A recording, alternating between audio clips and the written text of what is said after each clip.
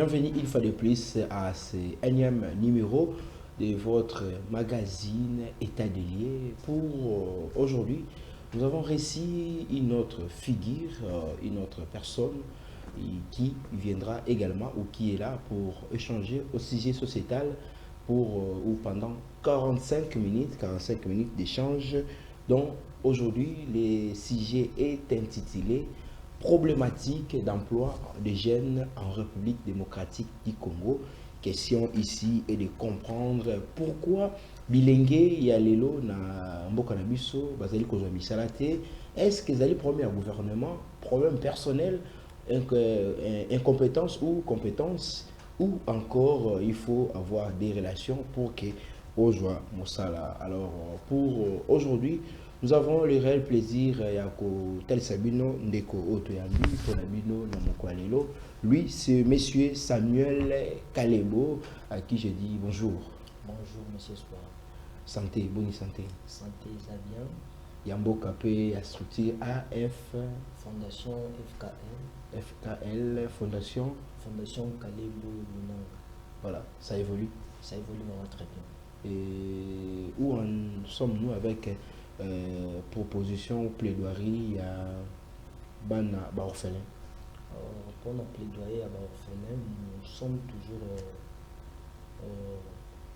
donc en cours, ce qui est compte tenu de certaines choses ont été bloquées, parce qu'on avait essayé de déposer nos lettres pour nous accueillir, de discuter avec certains responsables des différents orphelins, mais jusqu'à présent, on n'a pas encore été reçus. C'est que nous sommes toujours en attente. Dès que nous serons reçus, peut-être qu'on aura le temps d'échanger avec eux. Et au moment opportun, on reviendra pour vous pour faire la restitution.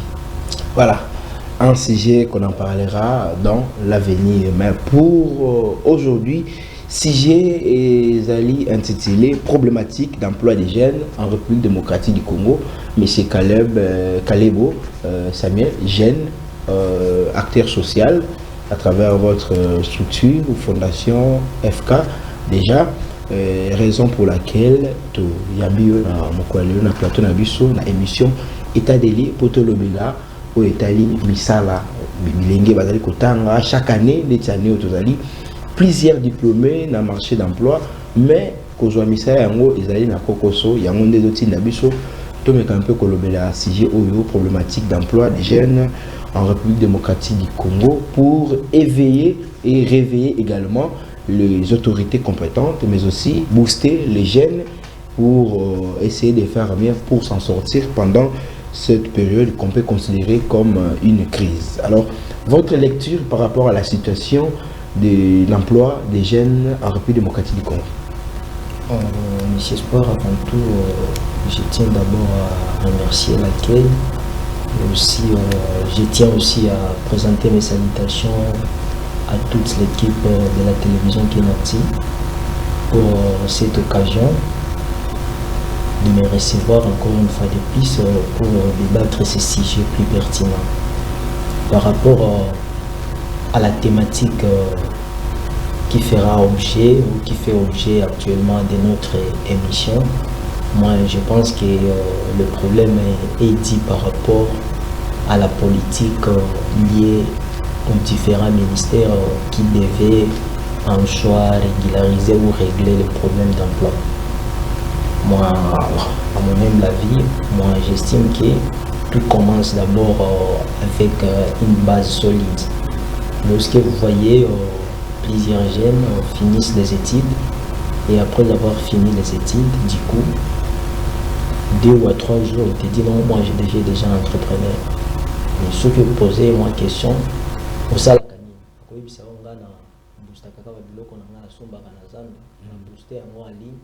et puis s'il y a un client, on m'appelle, je viens, je fais la livraison. Et on se pose la question, est-ce que le gouvernement congolais ou le ministère de l'Emploi et du Travail, y compris aussi le ministère de la Jeunesse, c'est ce qui prépare seulement, donc ils préparent pour la jeunesse de devenir seulement des entrepreneurs. On ne sait pas si tout le monde qui part aller. Donc tout le monde qui fait l'université actuellement On ne sait pas s'il étudie pour devenir entrepreneur ou quoi. C'est pourquoi vous voyez, j'ai dit tantôt que c'est la mauvaise politique qui fait assez que nos jeunes actuellement puissent se trouver dans cet état de chômage. Voilà. Alors, je vais maintenant vous relancer une fois de plus par rapport à ce que nous sommes en train de dire. Déjà, vous avez évoqué plus les problèmes et gouvernemental, ce qui nous dirige, les Bango Bazar plus à la base, s'il faut le dire comme ça, à la base parce que c'est la politique, les gestions, donc Bango, les Bazar, notamment le ministre ou le ministère, pour ne pas citer des personnes, mais les ministères titulent, notamment vous avez évoqué le ministère de la jeunesse, le ministère du travail et emploi, aussi, organiser ce secteur pour que après étude bayeba ko joaka ba jeune wana bayeba ko tia bango na bisika oyo esengeli. Alors n'est-ce pas, le blocage est déjà détecté. Alors pour le débloquer, est-ce ba ministère wana bazali vraiment na ba structure ou encore il y a des mécanismes mis en place pour na kosunga une fois que étudiant a outil na classe dans azo silisa ayeba ko rencontrer directement mosala o ebongi ye asala. La stratégie est belée, la stratégie est belée pour décanter le problème en question. Mais à mon humble avis, je pense que la seule et l'unique stratégie que le gouvernement ou notre gouvernement devait mettre en place, c'est la stratégie de création des emplois.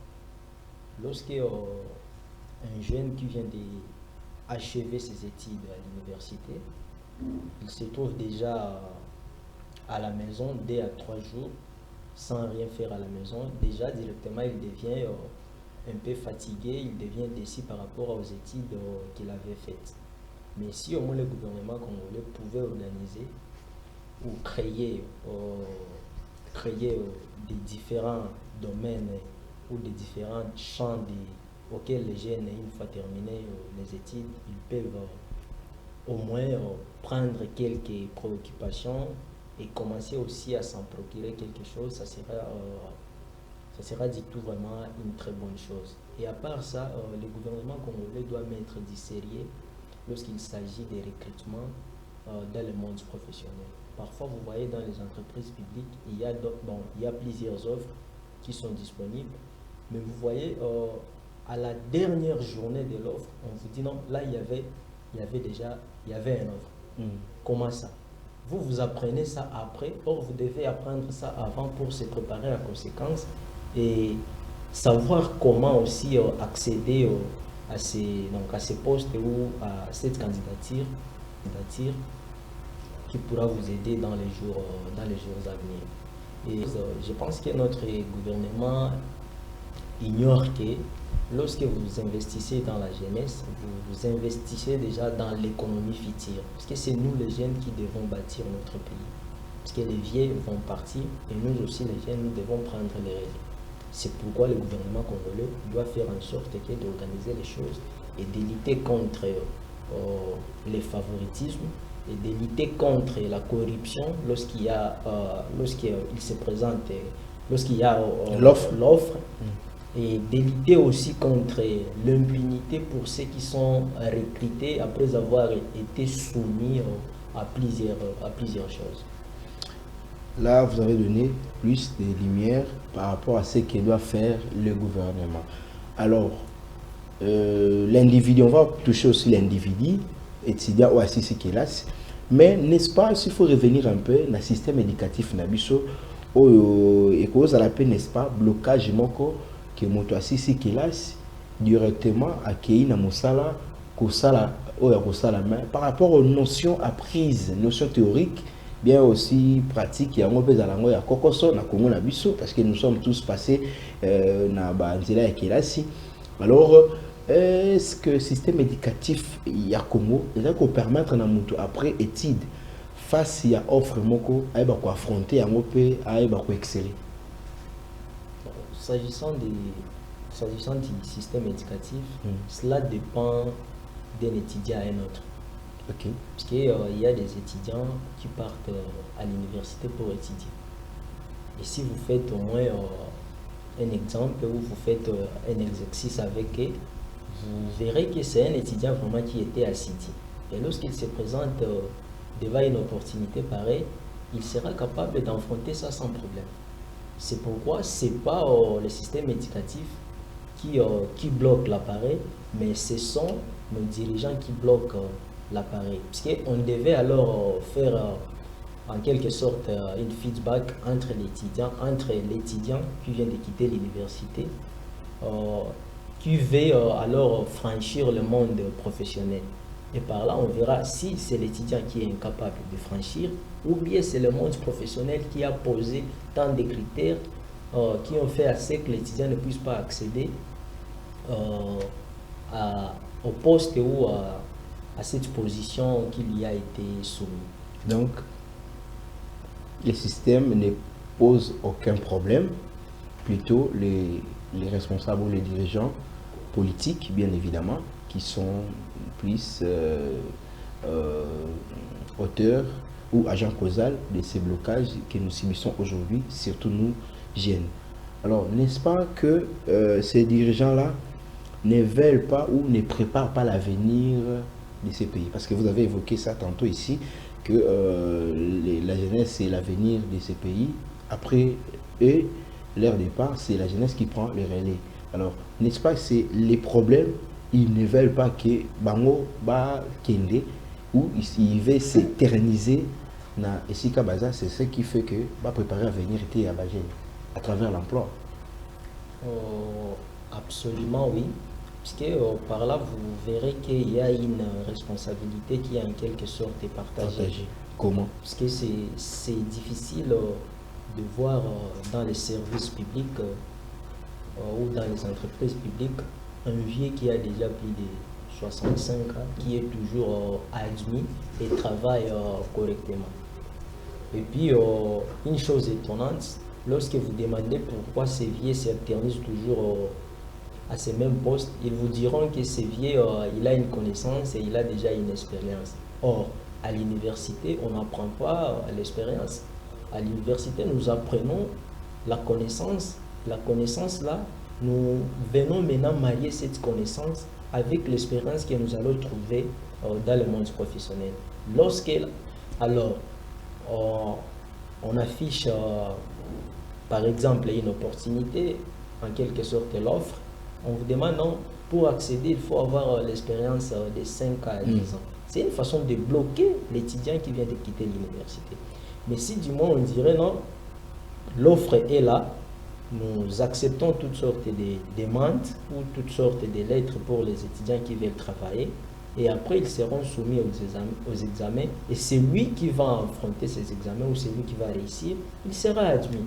Là, chacun va se sentir alors à l'aise et dans ce sens-là, vous verrez que la majorité des jeunes où le taux de chômage sera au moins diminué par rapport aux demandes qui sont faites aux organisations ou aux entreprises publiques. Donc on peut noter aujourd'hui que les phénomènes expérience professionnelle lors des recrutements, un moyen de bloquer aussi de l'espace, voulais-je dire, aux jeunes d'accéder ou d'être admis dans des fonctions publiques ou privées. Parce que c'est un phénomène qui s'observe un peu partout dans les domaines privés ou c'est public.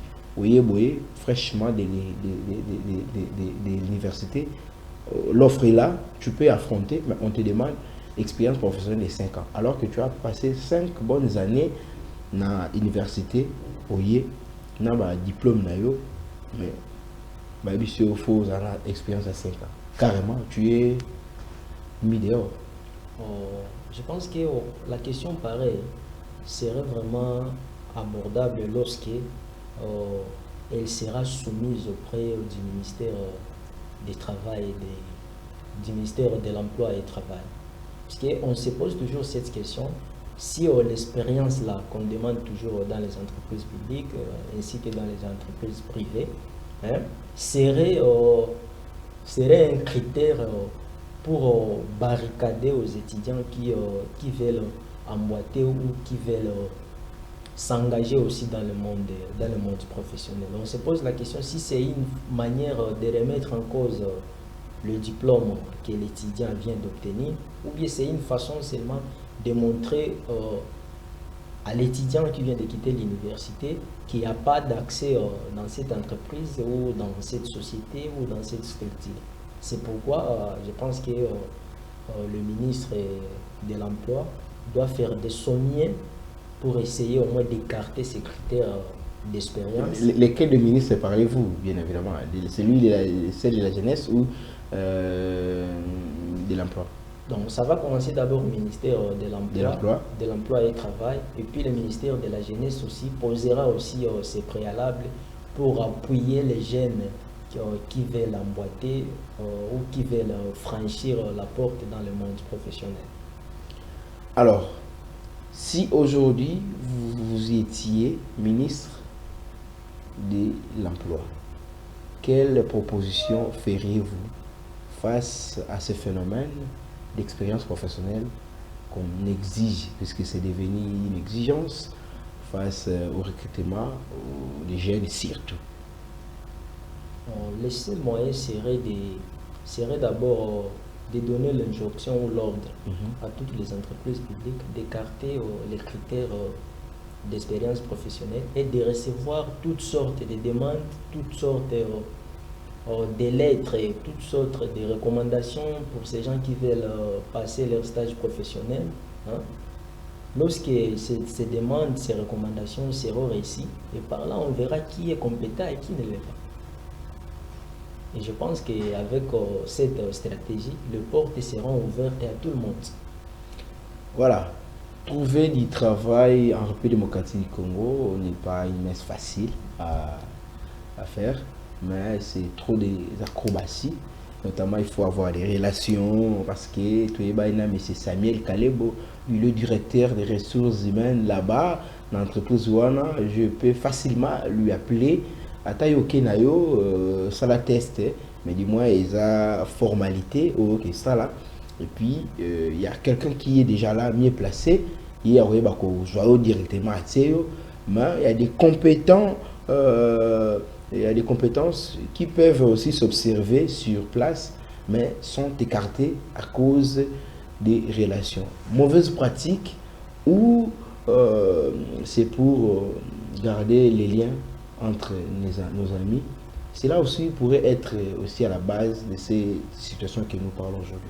Non seulement une mauvaise pratique, mais aussi c'est une façon de tuer ou de salir l'image de la République.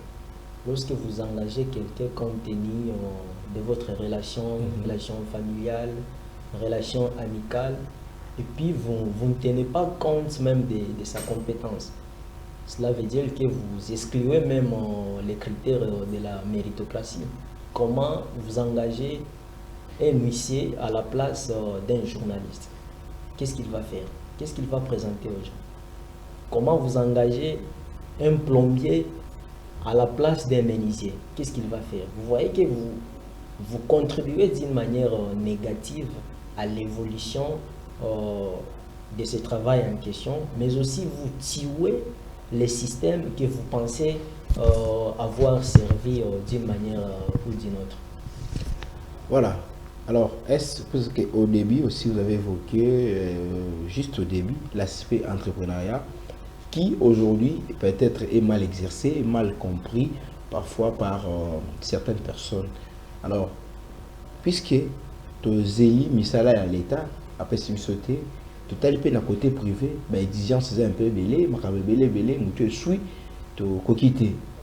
Créer son propre emploi, n'est-ce pas une solution ou une voie pour vivre mieux, malgré les diplômes et les compétences qu'on peut en avoir?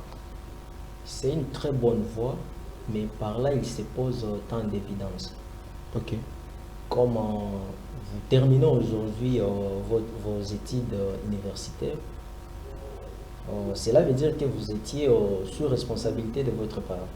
Maintenant, vous en tant qu'étudiant qui vient de finir ses études, comment est-ce que vous aurez les moyens pour débuter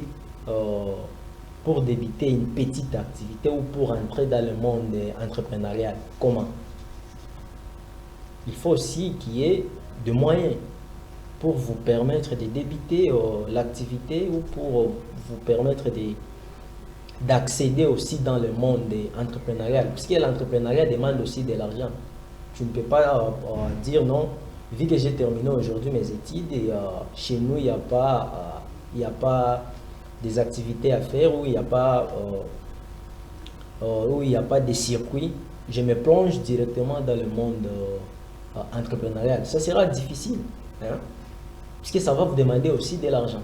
C'est pourquoi le seul moyen de remédier à tous ces problèmes, le gouvernement doit prendre les choses au sérieux pour permettre aux jeunes, une fois terminé les études, de se retrouver aussi aisés, de se retrouver aussi dans un bon équilibre pour leur permettre de booster les choses et devenir demain ou le lendemain utiles pour la société congolaise.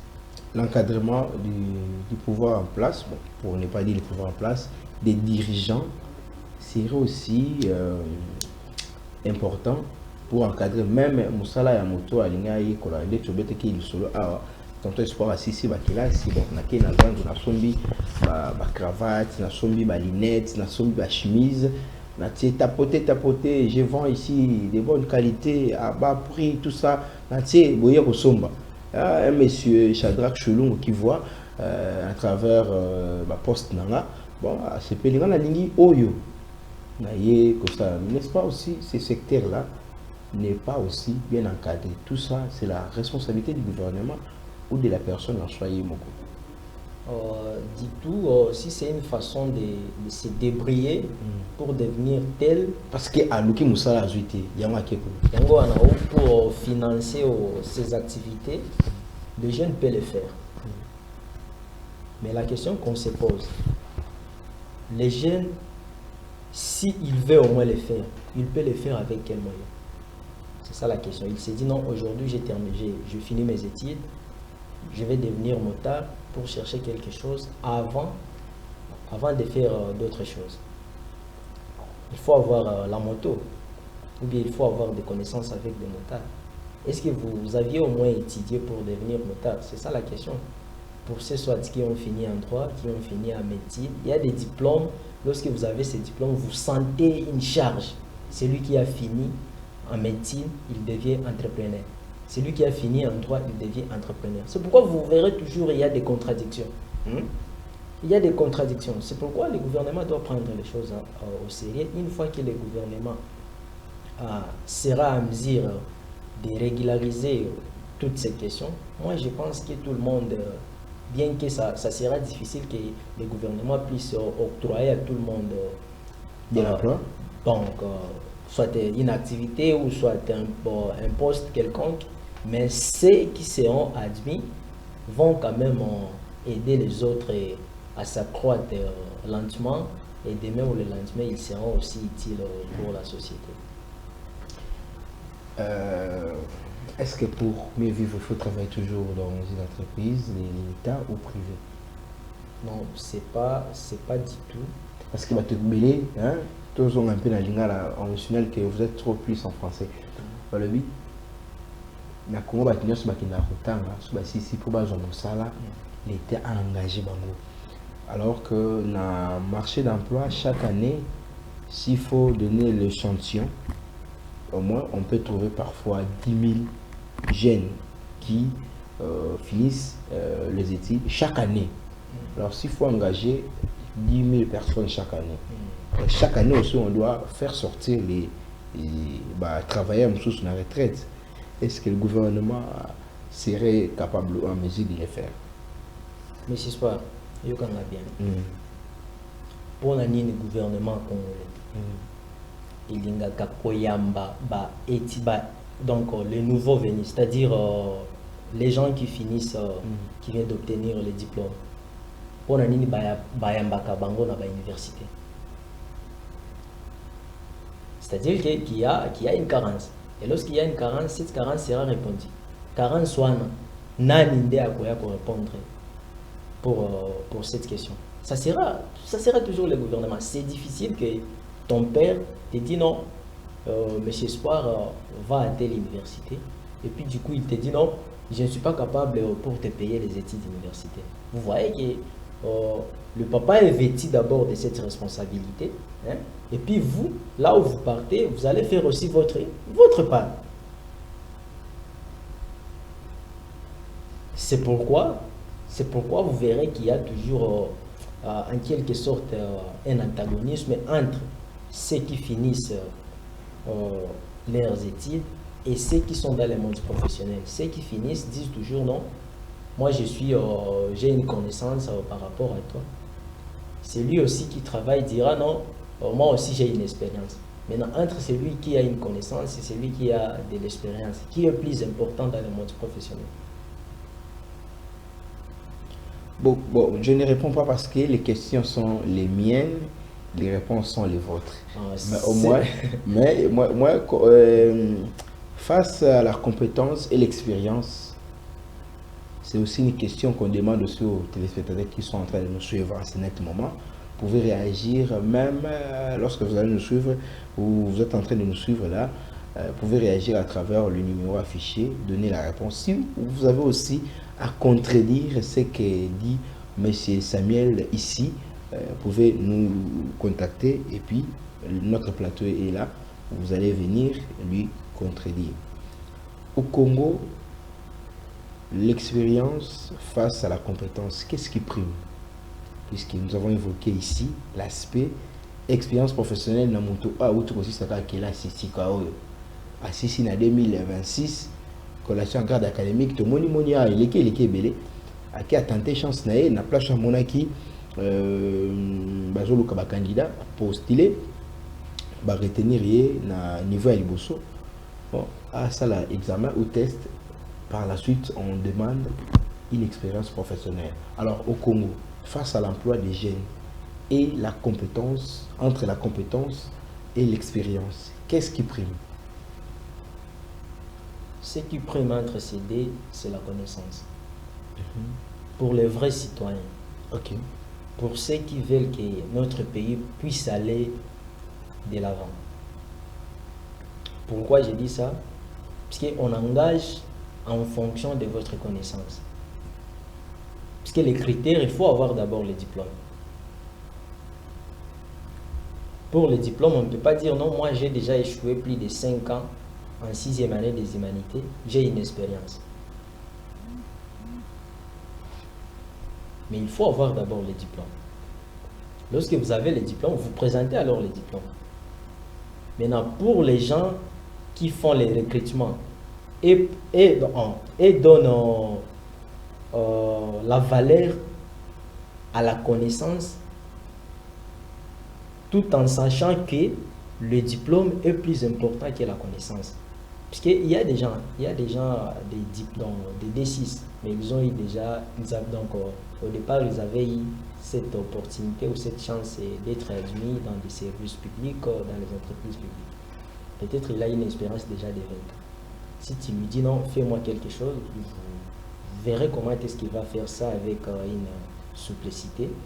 Mais pour celui qui vient alors d'achever ses études, il fallait qu'il soit soumis soit à des textes d'apprentissage pour que lui aussi, demain ou le lendemain, qu'il soit meilleur. C'est pourquoi la connaissance doit toujours primer face à la compétence pour permettre le gouvernement ou les systèmes de continuer d'une manière qu'on ne peut pas interrompre ou d'une manière de ne plus bloquer ou suspendre quelques activités du service public. Voilà. Vous comprendrez avec moi que nous sommes en train de parler la sujet au Lingala parce que nous sommes plus Lingala et français, mais plus l'émission doit un caractère magazine, un caractère plus Lingala pour permettre na motonio sur le côté la biso à comprendre. Tout ce que le là problématique topé likama oyo ezali plus na kozwa musala moto asisi kelasi esengeli asala parce que esengeli asala musala nini ba engagé dans l'état tout na privé mais il s'observe je sais pas il s'observe dans lingala tokoloba nini mais il s'observe que nous avons plus de jeunes qui chôment après les études romona mutu mususu cette classe ici en les places dépensées ya kokino luka mosala azo raisonner déjà ndenge ni akotia cabine téléphonique na coin ndenge ni akotia akende ko luka paris sportif et consort plus notre observation est partie de là pour essayer un peu d'éclairer l'opinion par rapport à yango nini eza à la base et puis tout ba peu ko pesa makanisi na ba o bazali ko kamba pour que to ba peu ko trouver ba solution par rapport na yango. Alors monsieur Caleb, face à cette situation, est-ce il y a encore de l'espoir au sein de la jeunesse pour un avenir meilleur pour ce pays où on peut estimer même à 65% des jeunes sont des chômeurs? C'est sûr que la majorité, on peut aller même au-delà des 70%. Des jeunes sont chômeurs. Mais tout cela, si les jeunes aussi commencent à faire de n'importe quoi, ils sont déjà fatigués. Ils sont déjà fatigués. Fatigués de quoi? Vous finissez vos études, vous avez consommé l'argent de vos parents, vous avez consommé votre énergie, et puis du coup, tu te trouves demain ou le lendemain un chômeur. C'est vraiment quelque chose qui touche négativement au cœur des jeunes. C'est pourquoi les jeunes, je dois leur dire que bazalaka na motema oyo makasi pona baïba confronter tous ces problèmes, et on pense que si pas demain ou le lendemain, les choses vont changer et que tous ces jeunes qui ont des diplômes, qui ont des connaissances, qui ont des compétences, ils seront appelés et ils seront toujours utiles dans le monde professionnel. C'est pourquoi, peu importe le chômage, je pense que tôt ou tard, le chômage finira toujours. Là, c'est la parole d'expérience, d'espoir que vous donnez aux jeunes qui chôment encore à la maison. Alors que certains qui perdent déjà l'espoir, qui, comme vous l'avez évoqué ici, s'il est en médecine, mais il a tenté la chance dans la médecine. Il a aussi battu dans le secteur privé qui a été consoyé. Il a aussi battu trop d'attentes à l'EMBI et puis il se lance à autre chose. Mais aujourd'hui, vous vous donnez la parole d'espoir. Pensez-vous que ces jeunes-là vont vous écouter et vous suivre ça? Bon, ces jeunes-là vont m'écouter, Oui. j'ai cette certitude qu'ils vont m'écouter. Pourquoi? Parce que sans l'espoir dans la vie, il faut avoir l'espoir, il faut aussi tenter par-ci, par-là. Et je pense que les portes seront ouvertes lorsqu'on essaie toujours de tenter. Et le bon Dieu fera de son mieux pour trouver comme activité ou pour trouver une opportunité qui va vous permettre aussi de vivre aisément.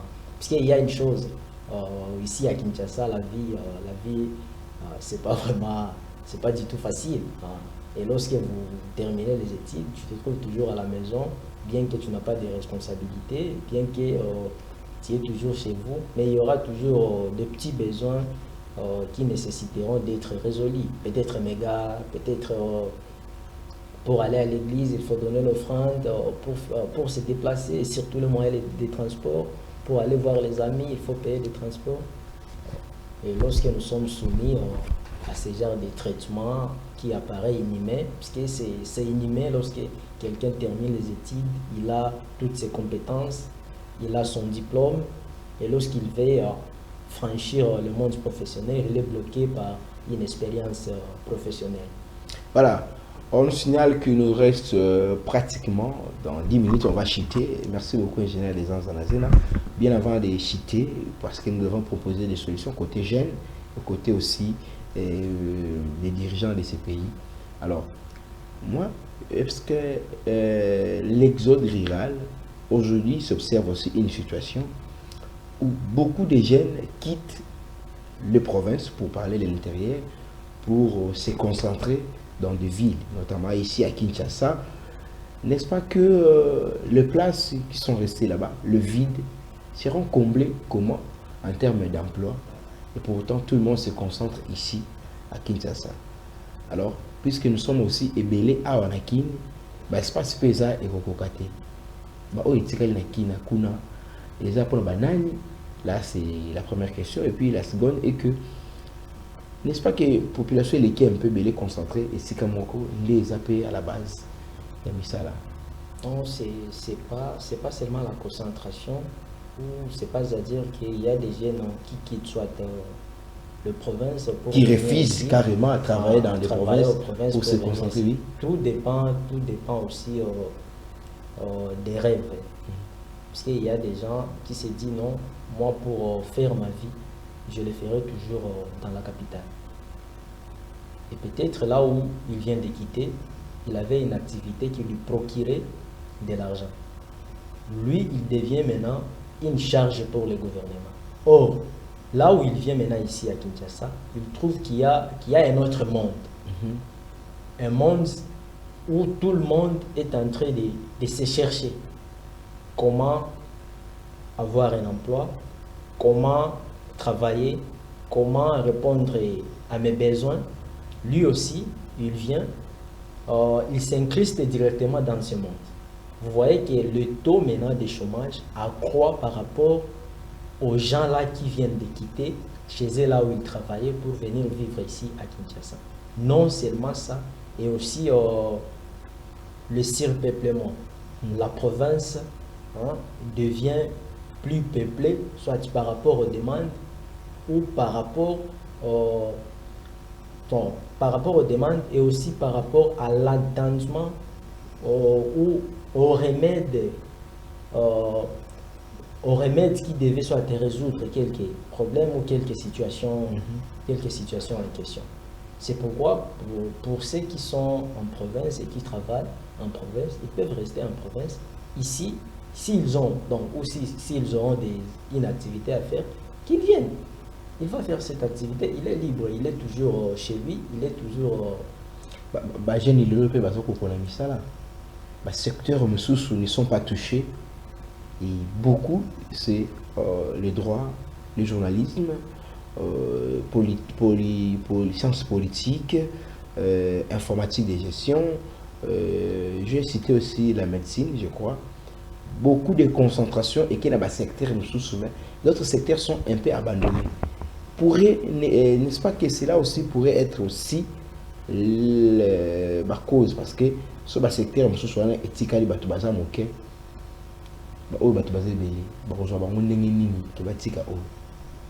équilibre. Tout dépendra aussi de l'offre selon le secteur. Parce que lorsqu'il y a une carence, peut-être ici à Kinshasa, prenons un exemple, s'il y a une carence de médecins et que tous les médecins se sont déjà engagés comme des entrepreneurs, on sera obligé de soutirer quelques médecins qui étaient des gens dans le monde entrepreneurial pour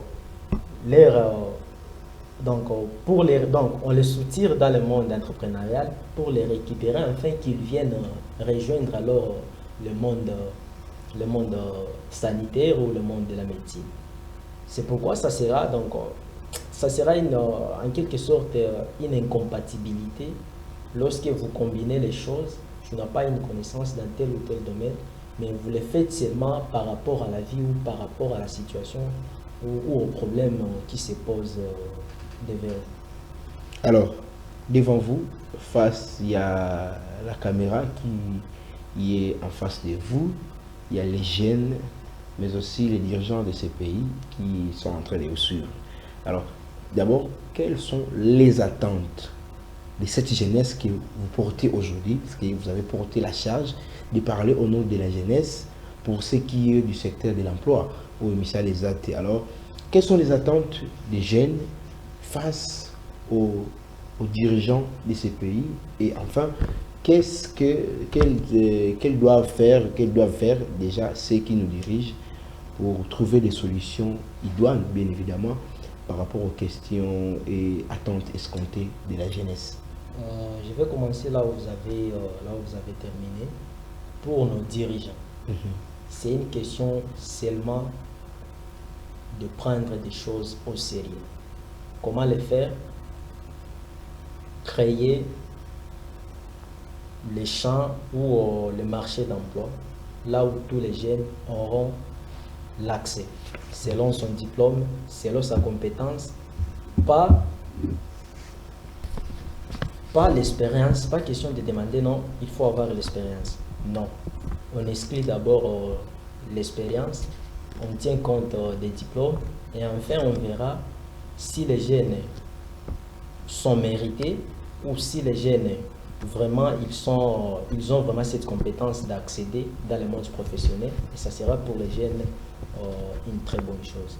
Et pour les jeunes aussi, c'est donc j'appelle seulement les jeunes de ne plus être inactifs, même si aujourd'hui vous êtes à la maison, vous nous suivez, vous n'avez pas une activité à faire, ça fait déjà 5 ans ou 6 ans que vous ne travaillez pas. Il faut toujours continuer, il faut toujours toquer des portes, il faut toujours prier, il faut toujours continuer à faire même des activités, même s'il s'agit de l'entrepreneuriat, faites ça à condition que vous trouvez quelque chose qui va vous aider demain ou le lendemain à devenir tel. Bien que le gouvernement congolais, pour ne pas être pessimiste, bien que le gouvernement congolais ne peut pas engager tout le monde, mais quand même il faut continuer à toquer à toutes les portes, et je pense qu'il y aura une qui sera ouverte.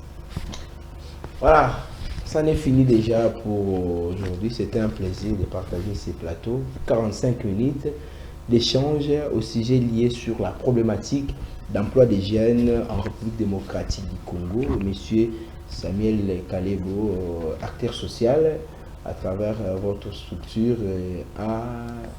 Fondation FKL, que nous saluons déjà les efforts consentis jusque-là pour encadrer aussi d'autres jeunes, aussi accompagner les actions du gouvernement, bien évidemment, et je dois dire ainsi, les actions du gouvernement à travers votre structure. Alors, je vais vous recevoir très prochainement avec d'autres sujets s'il y aura, si Dieu nous prête vie, bien évidemment. Alors, votre dernier mot par rapport à votre passage à notre émission État des lieux, mais aussi un message, s'il y en a, par rapport à la Fondation.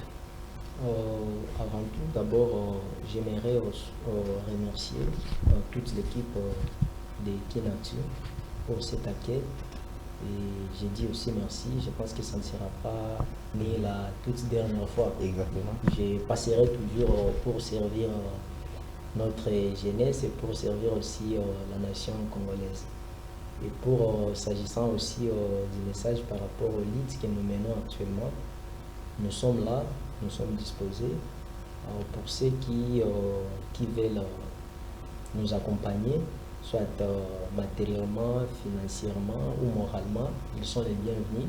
Ils peuvent me contacter à mon numéro 09 74 22 33 10. 09 74 22 33 10. Ils auront l'accès à toutes les activités que nous organisons ici dans la ville de Kinshasa ainsi que dans des provinces. Voilà. Merci beaucoup, ingénieur des Anzanazena qui est au four au moulin aujourd'hui pour la réalisation de cette émission, mais aussi Achada Kachounou qui a géré les caméras dans ces studios de Kinactu Télévision. Aussi, grand merci à la coordination de Kinactu Télévision, Madame Ruth Mboua, sans oublier les Dipro, Monsieur Richard Nawai. Je vous retrouve très prochainement avec la même ferveur. Au revoir.